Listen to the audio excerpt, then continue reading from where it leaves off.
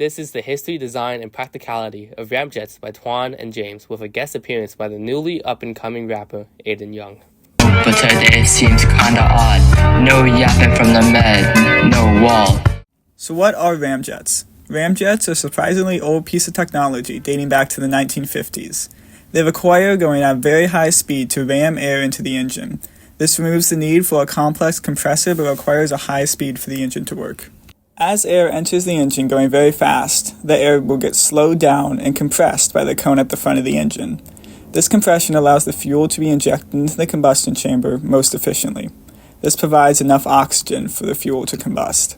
As the nozzle expands towards the back of the engine, the hot gas will increase the plane's velocity and propel the plane forward.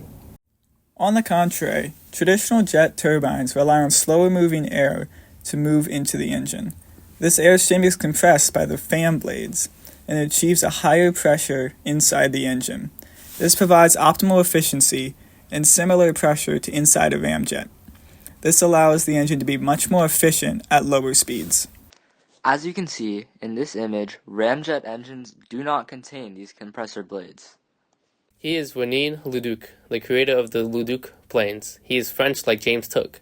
He created the thermopropulsive nozzle, the foundation of ramjet propulsion. Through the funding of the French government, he was able to create the Leduc 10. This is the Leduc 10. This was the first ramjet-powered aircraft. It could not take off unassisted as ramjets cannot produce thrust at zero airspeed and thus cannot move an aircraft from a standstill. This is a drawing and sketch of the Leduc. It went through several versions, the first of which was the Leduc 10. The Leduc 22 became the first ramjet-powered airplane to take flight. This was the final iteration of the Leduc planes. This is a German V-1 operational World War II missile, the first missile to use ramjet technology.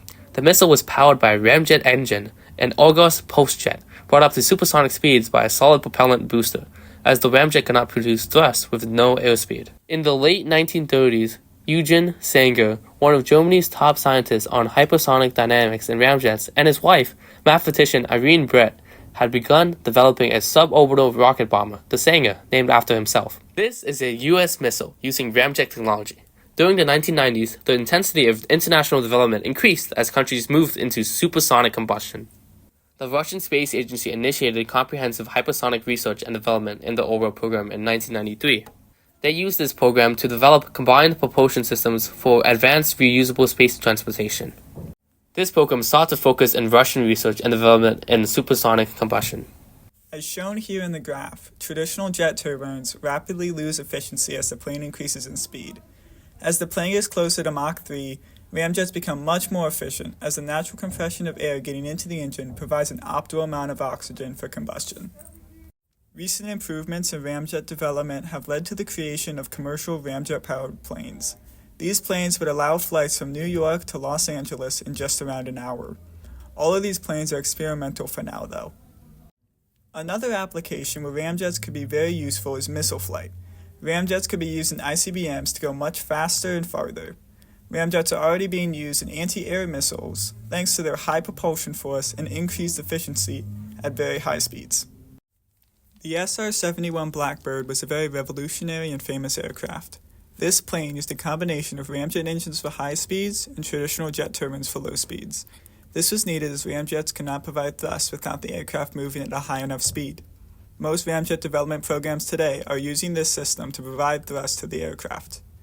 This allows the plane to go much faster and more efficiently, but added a large amount of complexity to the engine. Wait, the video is over?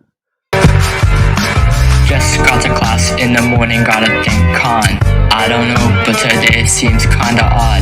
No yapping from the med, no wall. And it's like a quick test with no salt.